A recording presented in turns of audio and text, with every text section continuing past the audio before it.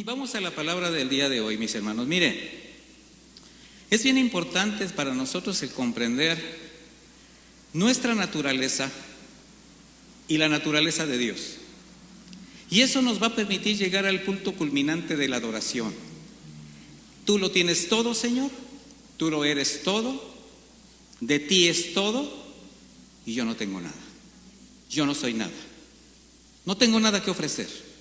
Si tú no estás, yo no soy.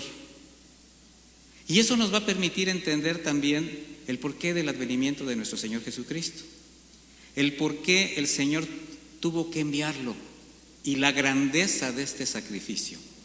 Cómo el Señor fue mencionando la salvación desde el principio y cómo el Señor cumplió todas las promesas y sigue haciéndolo y sigue cuidando y guardando a su iglesia.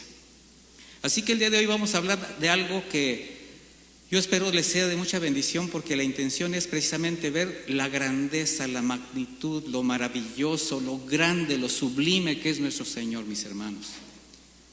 Edificando casa al Señor, así se llama esta enseñanza. Y acompáñenme por favor al libro de los Salmos 132, a partir del versículo 1.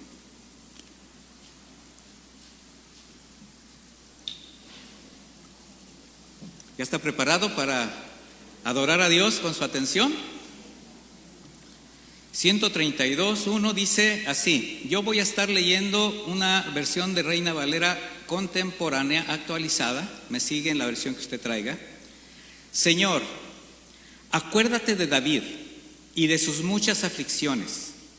Acuérdate, poderoso de Israel, de la promesa que te hizo cuando dijo: no voy a refugiarme en mi casa, ni voy a entregarme al descanso. No me permitiré un momento de sueño, ni pegaré los ojos para dormirme, hasta que el Señor, el poderoso de Israel, tenga un lugar digno en el cual residir. Qué impresionante deseo el de David. Establecer, procurar un espacio adecuado para su Señor. Y una convicción que como hijos de Dios debemos afirmar en nuestro corazón y estar profundamente agradecidos, mis hermanos, es que ese mismo Dios que creó todo el universo, lo visible, lo invisible, que no lo puede contener el propio universo, ni el mar, nada, habita en los cielos, está en las alturas, en la santidad. Bueno, ese Dios desea habitar en un corazón quebrantado y humilde. ¿Sí sabía usted eso? Que cuando Dios creó al hombre, al hacerlo a su imagen y semejanza, fue con un deseo, mis hermanos, tener una verdadera comunión con Él. ¿Usted sabe que el Señor quiere tener comunión con usted? Él desea eso, de habitar en su corazón. Además, con un propósito bien especial: extenderle su cuidado, su provisión, su consejo, su amistad. Ese es el deseo y el propósito de Dios. Y la mayor evidencia de esto es cómo, a pesar del pecado que hizo caer al hombre y dejarlo apartado de Él, porque menospreció sus mandamientos, porque menospreció su palabra, bueno, por amor le extendió su misericordia con la promesa de un Salvador, de un Mesías. ¿Y esto qué representó para el Padre? Entregar lo más grande, lo más sublime, su Hijo Jesucristo, para redimir el pecado del hombre y reconciliarlo con Él. Vea usted el amor de Dios. Y mientras llegaba ese tiempo del advenimiento de Cristo, como una figura de la salvación en Él, el Señor da instrucciones a su siervo Moisés para la elaboración de un tabernáculo, el cual fue una habitación temporal del Señor para acercarse a su pueblo y mostrarle su voluntad. El Señor ahí se manifestaba a través de una columna de fuego llamada Shekinah, ¿verdad? Y en ese momento todos se postraban, se salían de los atrios, porque estaba la presencia de Dios y solamente Moisés podía entrar, acercarse. Algo que luego después era a través de los sacerdotes, del sumo sacerdote, pero todo era una figura, mis hermanos. Posteriormente fue un templo edificado por Salomón, pero no era la casa que Dios buscaba. Acabamos de ver que David, un hombre de Dios, quiso construir un lugar para el Señor. Y mire, Dios mismo le expresa que a él no le sería permitido edificarle casa. Dice, porque tus manos han derramado mucha sangre. Y no es porque haya sido un hombre sanguinario, simplemente su vida de conquistador, la forma como el Señor le entregaba a sus enemigos, pues hizo que él sí se tiñera las manos de sangre. Y por esa razón no podía él construir esa casa. Pero le fue suficiente saber que de su descendencia, de su hijo Salomón, levantaría a quien edificara esta casa. Eso llenó de alegría su corazón, porque él tenía un anhelo de dar una hermosa casa a su Señor. Ya ve que decía, no me quiero conceder ni el descanso, ni siquiera dormir hasta que mi Señor no tenga un lugar digno. David valoró la gracia y el gozo de su salvación. Y aquí es donde tenemos que empezar a pensar y a meditar. ¿Qué tanto valoramos la gracia del Señor que nos trajo a este punto, mi hermano?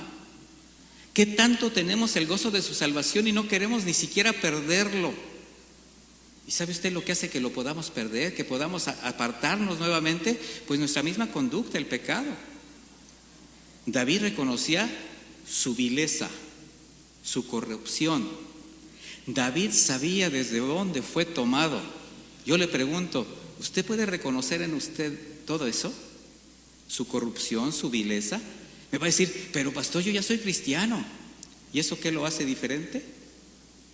No, mi hermano. Eso lo hace un hombre perdonado y una persona con la capacidad de poder enmendar, de caminar diferente. David sabía desde dónde lo trajo el Señor. David experimentó el amor de Dios cuando, a pesar de sus caídas, perdonó su pecado, le dio consuelo, lo restauró. En sus errores descubrió el valor de su consejo. ¿Usted ha descubierto eso, mi hermano? ¿Se ha dado cuenta que a pesar de sus caídas el Señor le sigue extendiendo la mano? Lo sigue levantando. Y cuando usted se equivoca, el Señor, de alguna manera milagrosa, enmienda aquello que usted estaba echando a perder. O sea, a pesar de nosotros mismos, el Señor está ahí pendiente. David sabía cómo Dios levanta a un hombre desvalido, a un pobre en espíritu. Y al reconocer su propia necesidad, o sea, David veía su propia necesidad, la reconocía, su dependencia, pero ¿qué fue lo que pasó en el corazón de David?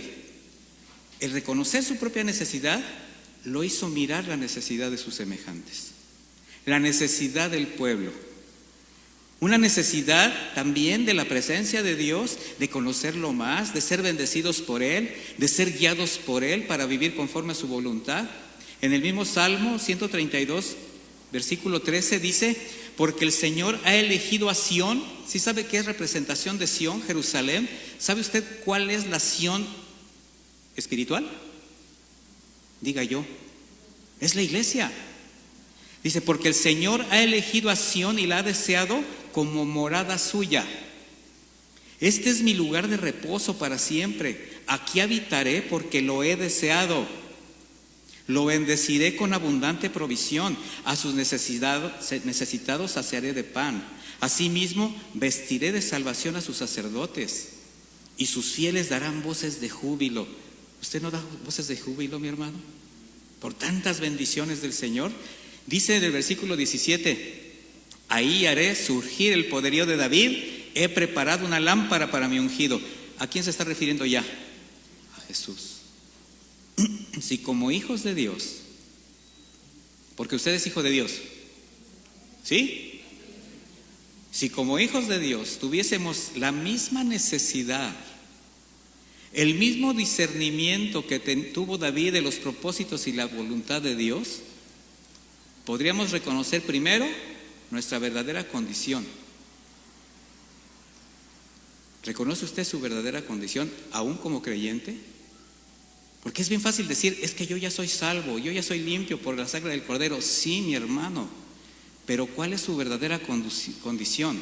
¿Está usted viviendo conforme a la voluntad de Dios? ¿O solamente se conformó con recibir una salvación gratuita y seguir haciendo lo que hacía antes? Abusar de la gracia. Esa es una condición muy delicada. Entonces, lo primero que nos lleva esto es a reconocer nuestra propia condición y de ahí voltear a ver a nuestros hermanos, a nuestros semejantes, pero bajo la perspectiva del amor de Dios. Miren, aunque venimos del mismo polvo, aunque tenemos ese aroma chiquero todavía, porque de ahí nos trajo el Señor, a veces uso palabras un poquito más explícitas, ¿verdad? Porque a veces dicen, no, pues es que no entendí. Yo creo que sí entendió, ¿verdad? Aunque venimos de todo esto, es más fácil ver en los demás sus caídas, sus errores, su pecado, su ruina, pero no su necesidad. Y el deseo de Dios de atraerlos con lazos de amor a Él. De repente pensamos que nosotros somos a los únicos por los que cual el Señor pagó. Y es bien fácil caer en ese sentimiento, ese espíritu de orgullo, muy lamentable en muchos creyentes. En el corazón de David, ese espíritu de necesidad personal y de ver la necesidad de sus semejantes, lo tenía ahí. Y él deseaba honrar al Señor con un lugar digno donde el pueblo pudiese adorarle, el Señor tuviera contacto con ellos, porque esa era la sombra, mis hermanos. Eso era lo que entendía David. Por ello, aunque él no le fue permitido construir ese templo, se esmeró en reunir y proveer de los materiales necesarios, preparar obreros calificados para que su hijo edificara esta casa al Señor. Acompáñame a Primera de Crónicas 29:2, si es tan amable.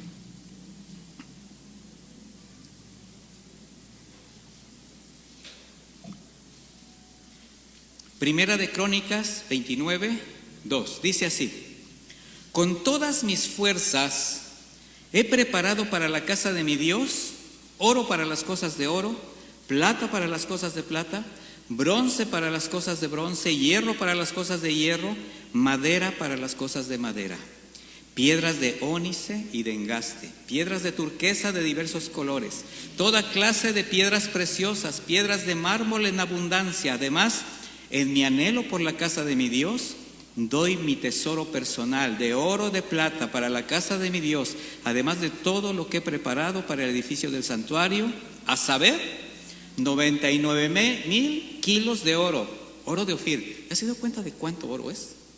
Después haga la conversión, 99,000 kilos de oro, 231,000 kilos de plata refinada para recubrir las paredes de los edificios. Por eso ese templo fue saqueado. Oro para las cosas de oro, plata para las cosas de plata, para toda la obra de mano de los artífices. Y fíjese ahora la pregunta de David: ¿y ahora quién de ustedes se consagrará hoy al Señor haciendo una ofrenda voluntaria? Él puso el ejemplo. Ahora, así se construyó ese templo material, físico. Pero ahora el Señor nos preguntaría, después de ver la entrega incondicional de Jesucristo, dando su vida por todos nosotros, ¿quién de nosotros se consagrará hoy al Señor haciendo una ofrenda voluntaria? ¿De qué? De su vida, mi hermano, de su conducta, de su integridad, de su santidad, de su obediencia. ¿Quién se quiere consagrar al Señor hoy? Y enfatizo la frase ofrenda voluntaria, porque las ofrendas al Señor, ¿cómo deben de ser? Voluntarias. Ya lo explicamos en una ocasión y creo que muchos descansaron, ¿verdad? Y cuando nosotros ofrendamos en todos sentidos, pero de manera ¿qué? Voluntaria. Mire, la construcción de este templo, así como el tabernáculo de reunión, fueron cumplidas conforme a las instrucciones de Dios. El diseño del tabernáculo fue dado a Moisés donde el Señor tuvo contacto, habitó ahí con su pueblo, a través del tabernáculo tenía este contacto por un aproximado de 400 años. Posteriormente el templo construido por Salomón pues también tuvo su tiempo de gloria, pero finalmente fue saqueado, fue destruido. Del tabernáculo tampoco quedó prácticamente nada. ¿Por qué cree? Porque solamente eran sombra y figura del verdadero lugar que Dios desea habitar, nada más por eso. Un lugar santificado por Él mismo, donde se identifica perfectamente en cada parte de ese tabernáculo a nuestro Señor Jesucristo. Un tabernáculo y un templo que fueron desplazados por la substancia en Cristo Jesús, por su obra de redención, de la cual también nace algo, su cuerpo espiritual, la iglesia. ¿No le da gusto? Efesios 2:22 dice: en Cristo también ustedes son edificados juntamente con Él, para que ahí habite Dios en el Espíritu. Primera de Corintios 3:16 dice: ¿no saben que ustedes son templo de Dios y que el Espíritu de Dios habita en ustedes? ¿Sí saben ustedes eso? ¿O no saben? Sí lo saben. ¿Y saben ustedes que el Señor es celoso? Y que cuando usted lo provoca celos, o sea, cuando usted contrista al Espíritu Santo por adulterar solamente con sus pensamientos, con sus miradas, con sus palabras, ¿el Espíritu Santo se hace de lado? Apocalipsis 21:3 dice: entonces oí que desde el trono salía una potente voz, la cual decía: aquí está el tabernáculo de Dios con los hombres, Él vivirá con ellos. ¿A quién se refiere? A Jesús. Y ellos serán su pueblo, y Dios mismo estará con ellos y será su Dios. De manera que de forma simbólica, cada material para la confección de los instrumentos y la elaboración misma del tabernáculo señalaban el carácter de Cristo, de su obra de redención. Pero ¿qué cree? También el tabernáculo es una representación de la salvación del creyente y de su comunión con Dios. Vamos a aprender un poquito. Voy a tocar, mire, bien brevemente, porque es un tema extraordinario. Muy brevemente un poco de estos simbolismos. Vaya conmigo a Éxodo 25:1, por favor.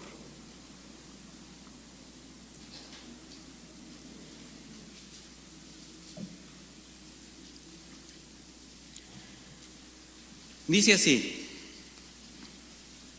el Señor habló con Moisés y le dijo: diles a los hijos de Israel que tomen una ofrenda para mí, la tomarán de todo aquel, ¿de quién? De todo aquel que de voluntad y de corazón quiera darla. Nuevamente el énfasis: ¿cómo tenía que dar el pueblo la ofrenda? De voluntad y de corazón. La ofrenda que recibirán de ellos es la siguiente: oro, plata, cobre, azul, púrpura, carmesí, lino fino, pelo de cabra, piel de carnero teñida en rojo, piel de tejón, madera de acacia, aceite para las lámparas, especias para el aceite de la unción y para el incienso aromático, piedras de ónice y piedras de engaste para el efod y para el pectoral, y harán un santuario en mi honor. Y yo habitaré en medio de ellos. El diseño del tabernáculo y de todos sus utensilios lo harán todo en conformidad con todo lo que yo te muestre. ¿Será que el Señor se le olvidó algo? No, en ningún sentido. Ni en el tabernáculo como una sombra de lo que había de venir, ni en la obra consumada por Jesucristo cuando el Señor vino a esta tierra. Y vamos a comenzar. Oro. ¿Se dio cuenta usted de la cantidad de oro impresionante? Porque para David también el conocer cómo había sido el tabernáculo de reunión le fue modelo para saber lo que tendría él que ofrendar para el templo que deseaba construir. Dice: oro como símbolo de su divinidad. La plata, mis hermanos, es símbolo de la redención, el pago por nuestras vidas. El bronce es un símbolo del sufrimiento de Cristo y del juicio. Cuando usted vea la palabra bronce en la Biblia, significa juicio. 4 columnas en la entrada del santuario, como símbolo de los 4 evangelios, pero que también tienen una relación directa con 4 colores. que estuvimos leyendo al principio. Azul, simbolizando a Cristo como el Hijo de Dios, Evangelio de Juan. Púrpura, lo revela como Rey, Evangelio de Mateo. Escarlata, como Salvador, Evangelio de Lucas. Y el lino fino, como el hombre perfecto, en el Evangelio de Marcos. Las cuerdas de los soportes, de las columnas, de los postes, del tabernáculo, eran esas cuerdas hechas de pelo de cabra trenzado, simbolizando la ofrenda por el pecado. Estas eran sostenidas por una estaca de plata, pero la estaca de plata estaba enterrada a la mitad. ¿Por qué? Porque era una representación de la muerte y resurrección de Cristo. No fue clavada totalmente, anuncia su resurrección. Por eso le digo, vea cada simbolismo del tabernáculo. La madera de acacia, una madera que no se corrompe, jamás, provenía de un árbol del desierto de Arabia. Bueno, ¿qué simboliza la madera de acacia? La carne incorruptible de Cristo. Dice, tu siervo no verá corrupción. De esta madera eran esas 60 columnas del tabernáculo, pero prácticamente también todos los elementos del tabernáculo, algunos forrados de oro. Las pieles de carnero, teñidas en rojo, tipifican la sangre de Jesucristo, vertida en su pasión hasta la muerte al consumar la obra de redención como pago del pecado del mundo. Las pieles de tejones simbolizan fealdad, algo sin belleza, que junto con las del carnero y las de cabra cubrían la tienda del tabernáculo. Era una capa sobre capa. ¿Qué representa esto? Un ocultamiento de los rasgos morales de Cristo, de su divinidad, representados en su santidad, en su gracia. ¿Y por qué estaban como ocultos? Bueno, para quienes vivían por las obras, en este caso las obras de la ley, ocultaban la hermosura, la gracia y la divinidad del Señor. Por eso no lo reconocieron. Dice Isaías 53:2, subió como un retoño delante de él y como una raíz de tierra seca. No hay parecer en él, ni hermosura. Lo vimos, pero no tenía atractivo como para que lo deseáramos. Ahí está hablando de cuando estaba él ya sacrificado en la cruz. La gente se volteaba de la manera como lo habían desfigurado. Un altar de bronce para los sacrificios por la expiación del pecado del mundo. Esta es una figura del juicio que llevó al Señor a sufrir en la cruz al pagar el pecado. Un atrio que tenía una puerta. En total eran 3 puertas, pero la puerta del atrio era más ancha. Simbolizan, acérquense todos los que están trabajados y cansados, porque yo los haré descansar. Era entrar a los atrios del Señor. Por eso decía el rey David, prefiero un día en los atrios del Señor que 1000 años fuera de ellos. De estas 3 puertas, esto que voy a decirles es impresionante. La del atrio, del griego hebreo derech, significa camino, entrar. Por donde entraba el sumo sacerdote, emet, significaba verdad. Y la entrada al lugar santísimo, chaim, significaba vida. ¿Le trae algo aquí a la mente? Jesús dijo, yo soy el camino y la verdad y la vida. Nadie viene al Padre sino por mí. Un candelabro de 7 brazos, que a diferencia de los demás objetos que también eran hechos de madera de acacia y recubiertos de oro, este candelabro era de oro puro, pero de una sola pieza. No había fundición en él, o sea, era labrado a martillo. Fue labrado a martillo. ¿Qué simboliza? La luz perfecta de Jesucristo como la luz del mundo, pero también representa a la iglesia unida en él como un cuerpo. Y había un aceite de consagración que se había elaborado con especias aromáticas, inciensos especiales, que se quemaba de manera permanente en esta lámpara como figura del Espíritu Santo. ¿Qué dijo el Señor en Juan 8:12? yo soy la luz del mundo. El que me sigue nunca andará en tinieblas, sino que tendrá la luz de la vida. Había una fuente de base de bronce situada entre el altar y la tienda del santuario. Esta se llenaba de agua pura.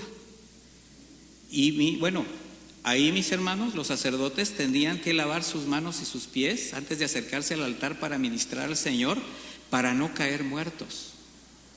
Jesús les dijo: el que se ha lavado no tiene necesidad de lavarse más que los pies, porque está todo limpio. Ya ustedes están limpios, pero dice, aunque no todos. Y esto sucede en la iglesia, mi hermano. Alguien puede caminar con el Señor y tener una vida aparentemente conforme a lo que el Señor dice, pero realmente está caminando con Dios. Realmente ha sido lavado de tal manera que solamente ahora los pies tiene que quitarse el polvo, que es el símbolo de lo que nos contamina en el día a día cuando andamos en nuestras actividades cotidianas, y que diariamente tenemos que llegar con el Señor a lavarnos los pies. Dentro del tabernáculo, en el lugar santísimo, posaba el arca de la alianza, una figura de Cristo revelándolo como el camino para llegar al Padre. Estamos viendo que primero el atrio, luego la fuente, el altar del sacrificio, y entonces podemos entrar al lugar santo. El arca contenía las tablas dadas a Moisés representando la palabra de Dios. La vara de Aarón, aquella que reverdeció con almendros como la autoridad de Dios, y una porción del maná como la provisión de Dios. Toda una figura de Cristo. Él es el Verbo, Él es el sumo sacerdote y Él es el pan de vida. ¿Qué siente ahora que está escuchando todo esto, mi hermano? De verdad que esto es así como para poner la piel chinita. Había sobre el arca una tapa llamada propiciatorio, hecha de oro puro. Esto habla de la justicia, de la naturaleza de Dios. Encima de ese propiciatorio, 2 querubines de una sola pieza, en oro, que junto con el propiciatorio representaban el juicio de Dios. Sin embargo, aquí el Señor está representando la gracia. Mire, estos 2 querubines no tenían una espada en la mano como en la puerta del Edén. ¿Se acuerda lo que sucedió en el Edén? Que cuando fueron echados Adán y Eva, 2 querubines resguardaban con una espada ese Edén. Bueno, estos 2 querubines no tenían una espada, sino tenían alas para proteger. Y miraban hacia el propiciatorio, fijando la mirada en lo que estaba abajo. ¿Quién era? Jesucristo. Porque ahí era derramada por el sacerdote la sangre del sacrificio para expiación del pecado del pueblo y de él mismo, como una figura de la sangre de Cristo que algún día derramaría una vez y para siempre por el pecado de toda la humanidad. De manera que el arca, el propiciatorio con los querubines representaban la gracia de Cristo y la obra de redención. Bueno, le dije que brevemente, todo esto, porque hay muchos más elementos, el Señor lo reveló desde el principio, mis hermanos. Y esta revelación la entendieron siervos fieles, entendieron la gracia de Dios, quienes aún sin verla, aún sin experimentarla, por la fe la entendieron. Hombres como Abraham, como Moisés, como Jacob, como José, como David. En el libro de los Hebreos, usted puede ver ahí en el capítulo 11 lo que se nombra como los héroes de la fe. Y en el capítulo 11, versículo 13, dice así: conforme a su fe murieron todos estos sin haber recibido el cumplimiento de las promesas. Más bien, las miraron de lejos y las saludaron y confesaron que eran extranjeros y peregrinos en la tierra. Los que así hablan claramente dan a entender que buscan otra patria. Pues si de veras se acordaran de la tierra de donde salieron, tendrían oportunidad de regresar. Nosotros también. ¿Anhelamos otra patria? ¿O estamos todavía pensando en que vivimos en este mundo y tenemos oportunidad de regresar a donde el Señor nos trajo? Dice, pero ellos anhelaban una patria superior, es decir, la celestial. Por eso Dios no se avergüenza de llamarse el Dios de ellos, porque les ha preparado una ciudad. Mi hermano, Dios te ha preparado una ciudad y no se avergüenza de decirte hijo. ¿Cómo está tu relación con Dios? Dice el versículo 19, y todos estos, aunque recibieron buen testimonio por la fe, no recibieron el cumplimiento de la promesa, para que no fuesen ellos perfeccionados aparte de nosotros, porque Dios había provisto algo mejor para nosotros. ¿A quién? A Jesucristo. David tuvo esta revelación, mi hermano, y valoró la presencia de Dios, su necesidad de estar cerca de Él. Por eso deseaba edificar un lugar para que el Señor fuera huésped digno, un huésped el cual pueda ser atendido como lo más importante. Bueno, ahora ese lugar ha sido preparado por Jesús. Él mismo tuvo que preparar lugar, mi hermano. Y bajo la gracia somos favorecidos inmerecidamente con una dignidad que no tuvieron aquellos hombres y mujeres que Dios en el pasado levantó. Estos que por la fe solamente quedaron como mirando al invisible, y esto porque aún no era el lugar preparado por Él mismo para poder habitar en el corazón de los hombres. ¿Quién es el que prepara ese lugar, mi hermano? Él es. No son tus pensamientos, no son tus obras, no es lo que tú crees, no es la manera como yo creo que Dios va a estar contento, yo creo que así agrado al Señor, es que bueno, pues hago estas cosas, pero hago otras para compensarlo. No, mi hermano, no te engañes. El Señor trazó camino y trazó un diseño, y ese es el diseño en el cual nosotros tenemos que caminar, edificar. Y en Cristo hay un lugar preparado por Él mismo, limpiado por Él mismo, redimido por Él y propicio para que habite. Este es un corazón nuevo, sensible, humilde, obediente a la palabra, obediente a la dirección de su espíritu. Y esa casa, ese templo, se llama iglesia. Y si te identificas como parte de ella, eres tú. ¿Los veo contentos? ¿O los veo asombrados? Pero el Dios incontenible, el Dios soberano, el Dios que es por encima de todo, desea habitar tu corazón.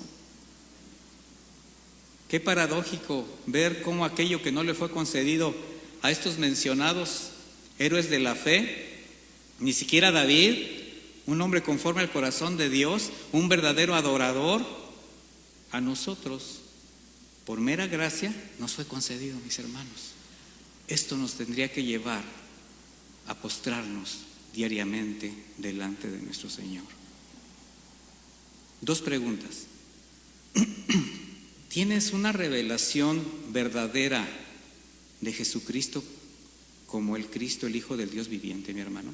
¿Te das cuenta realmente quién es Él? ¿Has evaluado quién es Jesús?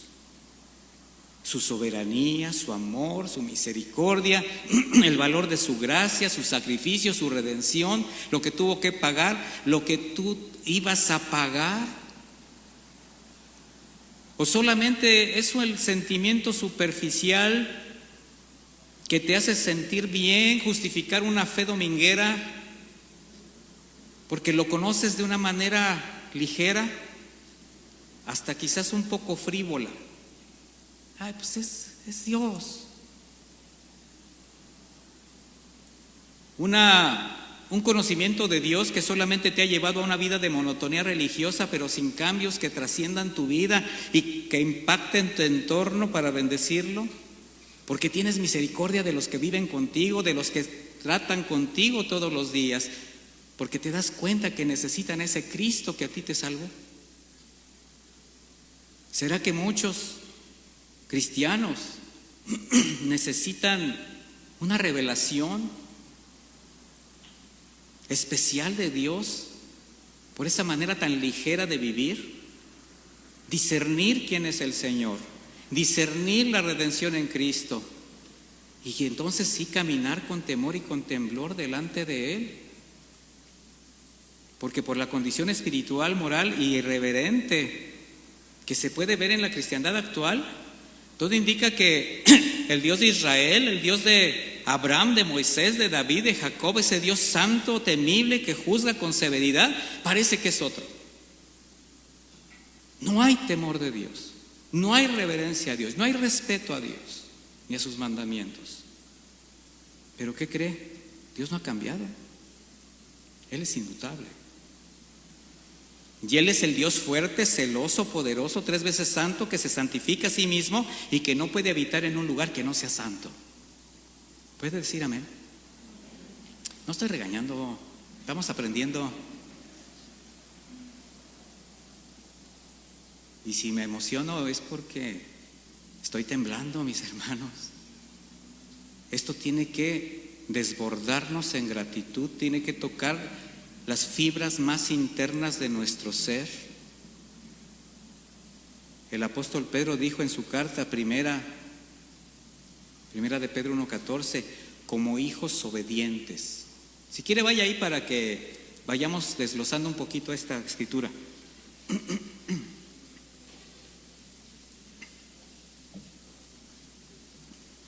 Primera de Pedro 1:14.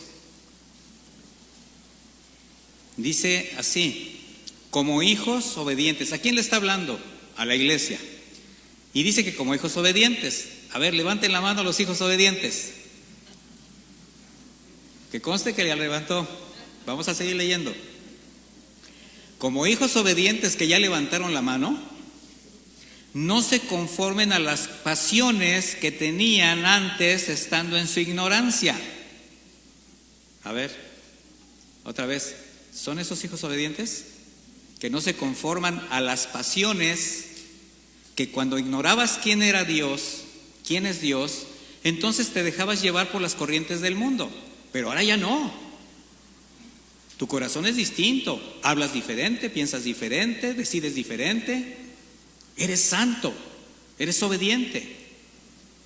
Entonces, antes bien, así como aquel que los ha llamado es santo, o sea, es apartado de todo mal, también sean santos ustedes en todo aspecto de su manera de vivir. Sean santos, o sea, apártense en todo ¿qué? Aspecto de su forma de vivir. ¿En cuántos aspectos? Todos. ¿Y todos qué abarcan? Todo. Otra vez, que levante la mano los hijos obedientes, que se apartan de todo, hasta de los pensamientos que ofenden a Dios. Porque escrito está, sean santos, porque yo soy santo. Qué importante es considerar que la casa de Dios, el templo espiritual de Dios, o sea, tu corazón, debe ser guardado, tratado, con la responsabilidad, con el esmero, con el cuidado, con el respeto y con el temor de quien sabe ante quién se presenta día a día, porque el Señor habita en él. ¿Estás consciente quién habita tu corazón? Entender que consagrar tu corazón en santidad a Él ahora debe ser una pasión, renunciando a todo lo que puede evitar que el Señor no se complazca en habitar en ti. Jesús dijo, y vendremos a Él y haremos morada con Él, casa con Él. Cuando tú naciste de nuevo, cuando nacimos de nuevo, el Espíritu Santo nos selló, fue derramado en nuestro corazón. ¿Y quién cree que es el Espíritu Santo? Es Dios habitando nuestro corazón.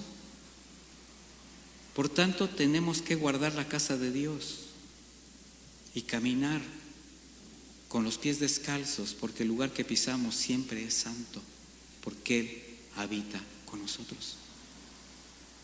Tener presente que la tierra, los cielos pasarán, los enemigos serán destruidos, y de todo lo único que el Señor va a sacar de este mundo para llevar con Él a una morada eterna es su iglesia.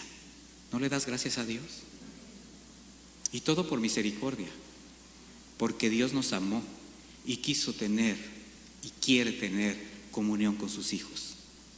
Así que, mis hermanos, atendamos con diligencia las cosas que hemos oído, no sea que nos deslicemos. Eso dice el autor de Hebreos. Y dejemos de santificar el lugar, el corazón, para que siempre sea grato al Señor habitar en él. Porque siempre habrá quien desea lo mejor, pero para él anhela las bendiciones de Dios, para él, para su casa, para su familia, se preocupa por su trabajo, por su negocio, incluso por quedar bien en la iglesia. Pero descuida hacer la voluntad de Dios, menosprecia el deseo de habitar, el deseo de Dios de que quiere habitar en un corazón que sabe guardarse. ¿Sabes por qué tú tienes que saber guardar tu corazón? Porque de él mana la vida, de él brota la vida que tú manifiestas todos los días. Y tu corazón es engañoso, perverso, vulnerable a la seducción, de fácil adulterio. ¿Qué es fácil adulterio? Que fácilmente te puede llamar a algo la atención y te vas a olvidar que Jesús está aquí, en tu corazón. E ignorar quién va contigo, quién está sobre ti, quién te acompaña. De manera que si alguien reconoce que todo lo tiene, que todo lo que tiene viene de lo alto, ¿sí reconoces eso? Que por su gracia eres salvo, tienes la vida eterna, entonces quizás sea necesario empezar a cambiar el orden de tus prioridades para no descuidar la casa de Dios y que Él se agrade en posar ahí. Cuando alguien llega a casa, un invitado, alguien importante que tú reconoces como muy importante, no importa quién sea, no estoy hablando de un político o de alguien que tenga mucho dinero, estoy hablando de alguien que para ti sea importante.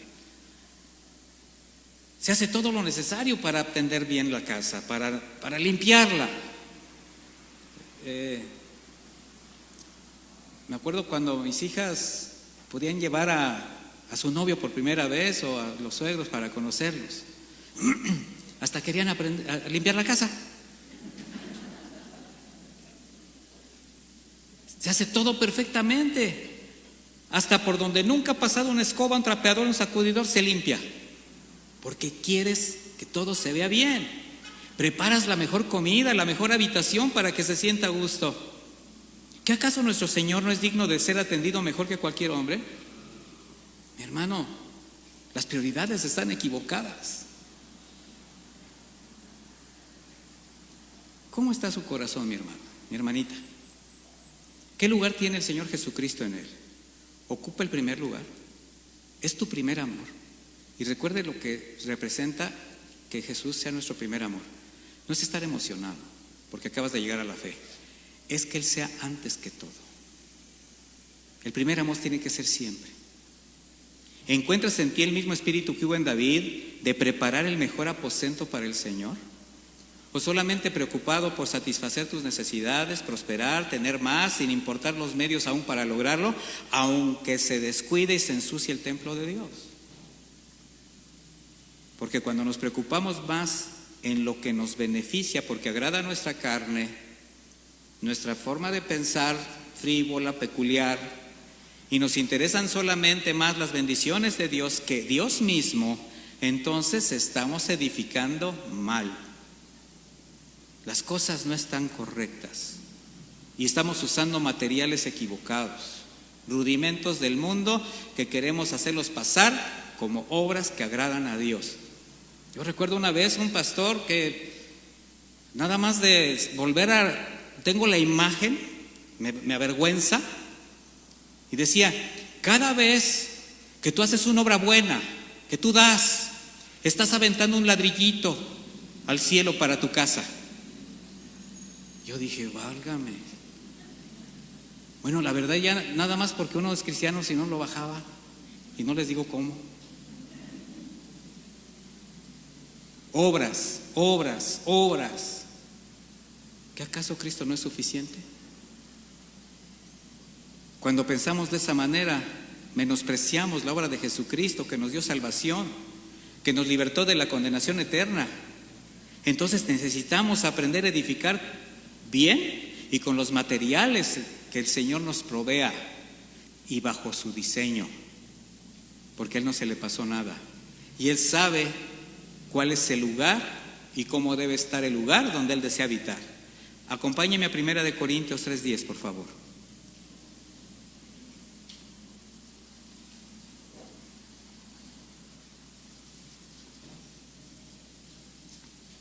Primera de Corintios 3:10. ¿Ya la tiene? Conforme a la gracia de Dios, está hablando el apóstol Pablo, conforme a la gracia de Dios que me ha sido dada, como perito arquitecto puesto el fundamento. O sea, Pablo dice, yo he trazado como perito, o sea, como un experto, he puesto el fundamento. Dice, y otro está edificando encima, pero cada uno mire cómo edifica encima. Porque nadie puede poner otro fundamento que el que está puesto, el cual es Jesucristo. Entonces, Pablo estaba convencido y sabía por qué decía que él era perito constructor, porque había puesto el fundamento perfecto. Y de ahí dice, si alguien edifica sobre este fundamento con oro, plata, piedras preciosas, madera, heno u hojarasca, la obra de cada uno será evidente, pues el día la dejará manifiesta, porque por el fuego se va revelada. O sea, todo saldrá a la luz finalmente. Dice, y la obra de cada uno, sea la que sea, el fuego la probará. Si permanece la obra que alguien ha edificado sobre el fundamento, él recibirá recompensa. Si la obra de alguien es quemada, sufrirá pérdida, aunque él mismo será salvo, pero apenas como por fuego. Aquí está hablando de que no solamente es ser salvo, es honrar a Dios.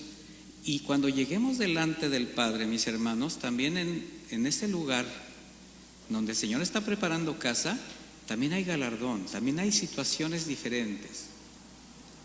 Y el Señor quiere que aquí edifiquemos bien. Entonces nadie se engañe. El fundamento ya fue puesto en Cristo Jesús, y es un fundamento inconmovible para quien ha nacido de nuevo, y que nada ni nadie lo pueda cambiar ni mover. Y a cada uno nos corresponde sobre edificar, pero bajo el diseño de Dios. ¿Cómo edificar? El apóstol Pablo también nos da un consejo. El fundamento ya fue puesto en Jesucristo, un fundamento inconmovible. Y ahora dice el Señor a través de Pablo, así que hermanos, les ruego por las misericordias de Dios que presenten sus cuerpos como sacrificio vivo, santo, agradable a Dios, que es el culto racional de ustedes. ¿Qué se está refiriendo Pablo? Pónganlos, por favor, los ventiladores. ¿Sí me escucharon?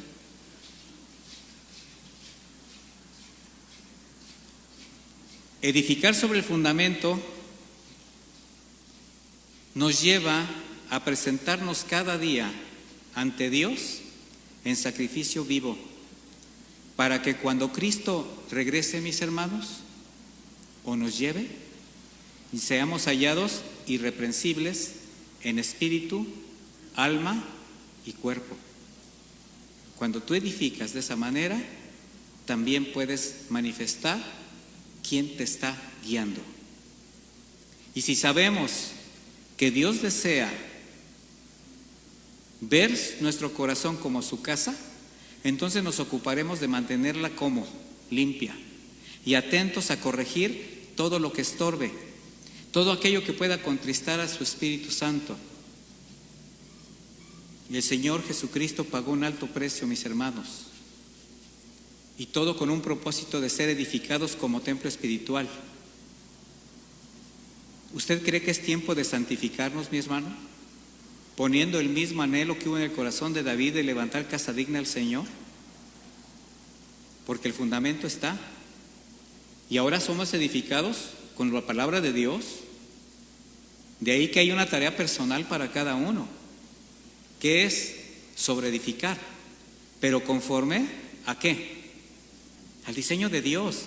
Ahora, ¿qué materiales vas a usar para que tu corazón sea la casa que agrade a tu Señor?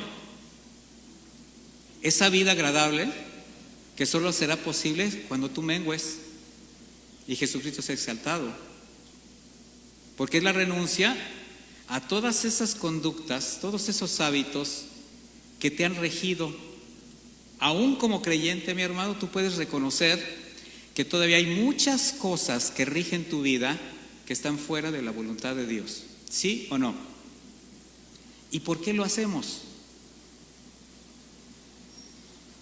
Yo espero que esta revelación de entender que el Cristo, el Hijo del Dios viviente, quiere radicar en tu corazón, puede cambiar nuestra conducta.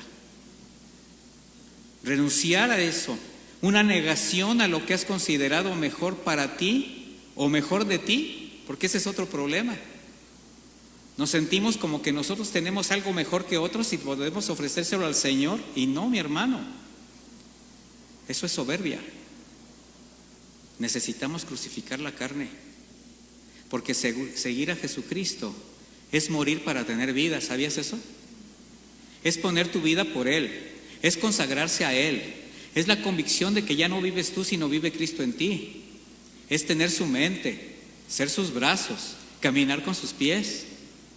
Es decidir voluntariamente acercarse al altar del sacrificio, dispuesto a ser degollado, ser destazado, para ser quemado en el altar como una ofrenda viva, convencido que Jesús es el único camino seguro para ti y para los que te rodean. Y ahora los materiales para edificar el templo de Dios, ¿cuáles van a ser? Santidad, integridad, obediencia, fidelidad, sometimiento al Señor, perseverancia, en sí, frutos dignos de arrepentimiento, que además, como lo he dicho en otras ocasiones, son una bendición para los que te miran, para los que vienen atrás. Tu fe, mi hermano, tu santidad va a edificar a otros, los va a traer a Cristo. Así que es tiempo de postrarnos con corazón humilde, agradecido delante de nuestro Señor, porque ahora sabes que ese Dios santo, temible, poderoso, soberano, en lugar de preferir aquellos suntuosos templos adornados de oro, de piedras preciosas, ha preferido la calidez de un corazón que le adora, que le ama, que le reconoce. Yo te pregunto, ¿está en tu corazón ese sentir? ¿Estás convencido? ¿Has discernido lo que representa que Jesús more en tu casa? ¿Será tiempo de pedir perdón? ¿Será tiempo de recapitular un poquito la vida y las intenciones del corazón? Yo te invito a que oremos de esa manera. Ponte en tus pies, mi hermano.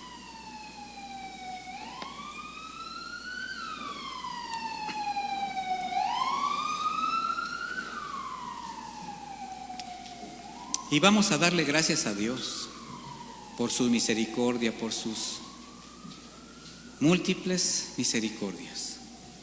Si quieres levantar tus brazos, si quieres íntimamente rendirte, bendito Dios, te damos muchísimas gracias por tu palabra,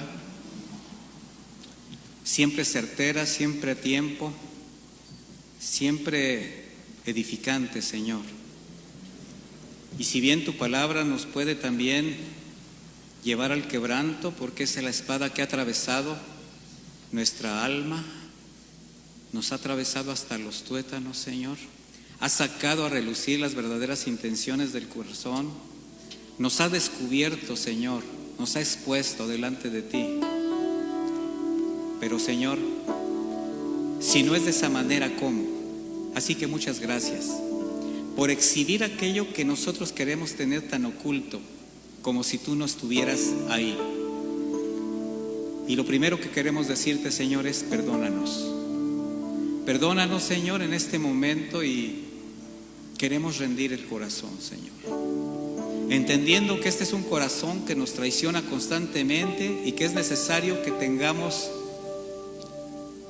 esa atención, ese esmero de mantenerlo limpio, de discernir nuestras conductas, nuestras palabras, nuestros pensamientos, para no pecar contra ti, Señor. Entendiendo que tú buscas un lugar santificado por ti mismo, no por nuestras obras, no por nuestros pensamientos, no por nuestros argumentos, sino por ti, Señor. Y darte paso, Señor, a que tú obres con libertad. Y para eso necesitamos menguar, para eso necesitamos aprender a entregar, para eso necesitamos arrepentirnos de ese pecado tan oculto, de ese mal hábito, de esa costumbre que sigue lacerando nuestra vida, que no nos permite ser la luz completa a los que nos rodean, y que también te contrista, Señor. Y tú sigues insistiendo, tú sigues procurando, tú sigues extendiendo tu misericordia y nos dices: aquí estoy, quiero habitar en tu corazón. Pero es necesario que yo pose ahí de manera completa, como a tu siervo Zaqueo, Señor, cuando el Señor Jesús le dijo: baja de ahí, baja de ese árbol, porque es necesario que yo pose en tu casa esta tarde. El Señor no necesitaba un lugar donde comer, el Señor no necesitaba un lugar donde dormir. El que tenía la necesidad era Zaqueo, y el Señor lo sabía. Y nos dice hoy: baja de ese lugar. Baja de ese lugar de orgullo, de soberbia, de mala conducta, de malos pensamientos. Baja, porque el Señor quiere habitar en tu corazón. Señor, gracias por tu palabra. Gracias por mostrarnos tu voluntad. Gracias por quebrantar nuestro corazón. Gracias, Señor. Muchas gracias. Nos dejamos caer en ti, la roca. Bendito eres, Señor. Lleva con bien a mis hermanos a sus hogares. Santifícalos en tu verdad. Tu palabra es la verdad. Muéstrales el camino. Y gracias por todas tus misericordias, en el nombre de Jesús. Amén y amén. Que Dios les bendiga, mis hermanos.